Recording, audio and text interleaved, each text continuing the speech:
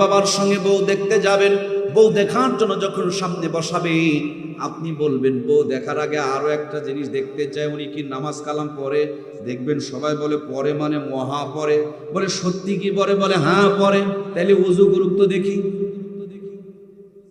সুবহানাল্লাহ বলবেন না? এই ওযু ছাড়া নামাজ হয়? এখন ওযু সামনে ওযু করতে দেবেন, ওযু করতে গিয়া যে সমস্ত অঙ্গ প্রত্যঙ্গ ধোয়া হবে ওইটুকু পর্যন্ত দেখা যায় যাচ্ছে। সুবহানাল্লাহ বলে। যদি ওযু পারে তাহলে বুঝবেন নামাজ পড়ে, আর যদি ওযু না পারে যতই বলুক তাহাজ্জুদ গুজার, ও ওযুই পারে না, ওর নামাজের ধারে কাছে যায় না। ঠিক কি না?